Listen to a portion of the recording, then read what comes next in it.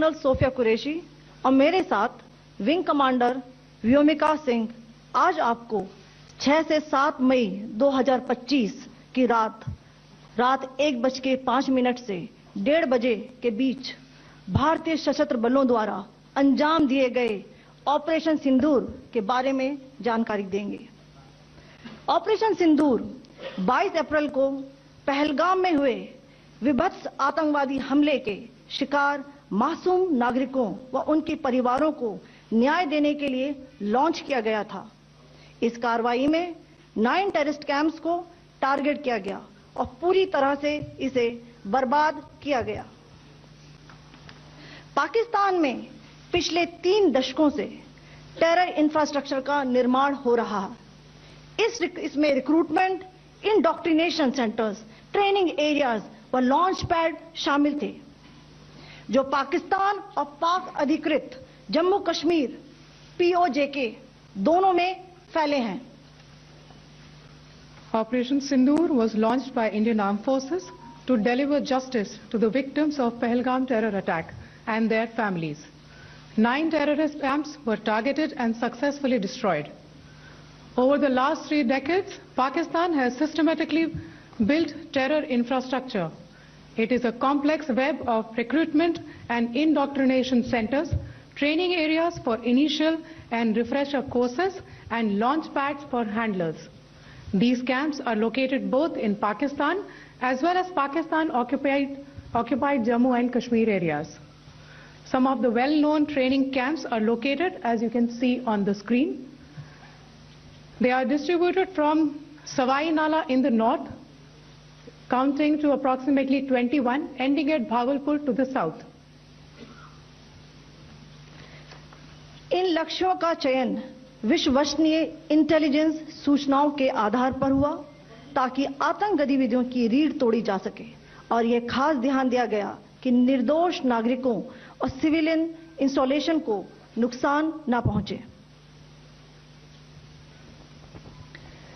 The selection of these targets for Operation Sindoor was based on credible intelligence inputs and role of these facilities in perpetrating the terror activities.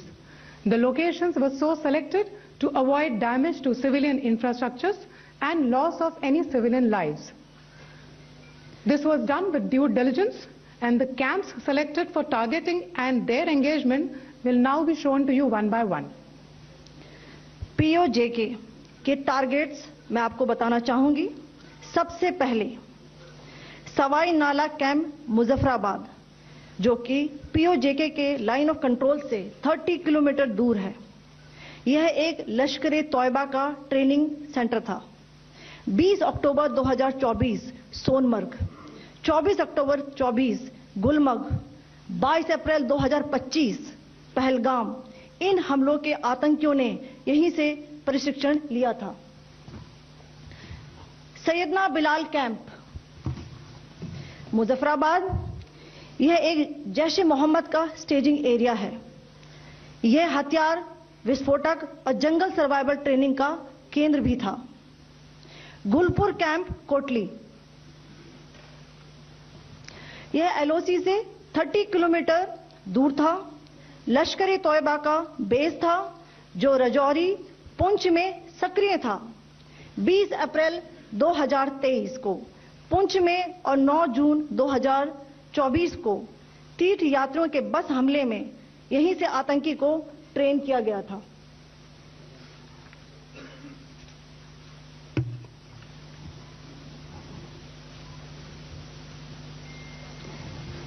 Barnala camp Bhimber, ये LOC से 9 kilometre दूर है। यहां पर हथियार, handling, IED व जंगल survival का प्रशिक्षण केंद्र था। अब्बास कैंप कोटली,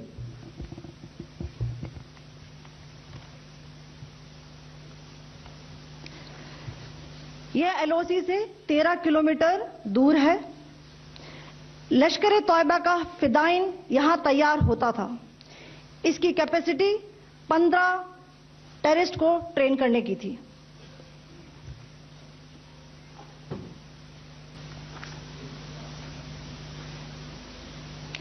अब मैं पाकिस्तान के अंदर के टारगेट से अवगत कराना चाहूंगी। पहला, सर्जिकल कैंप सियालकोट। यह अंतर्राष्ट्रीय सीमा से 6 किलोमीटर की दूरी पर है, सांबा कठुआ के सामने।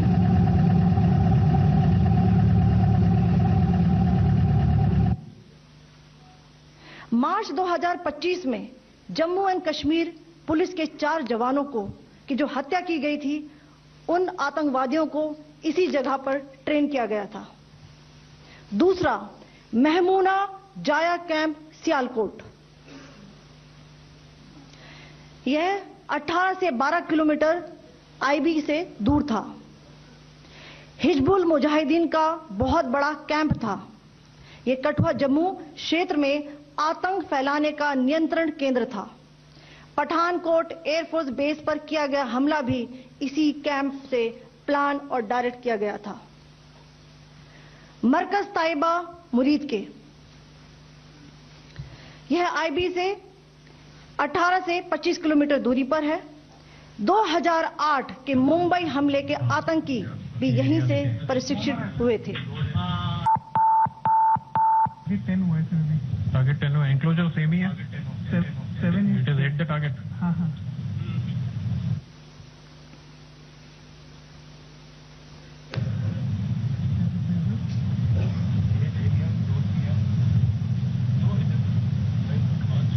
आ गया सर।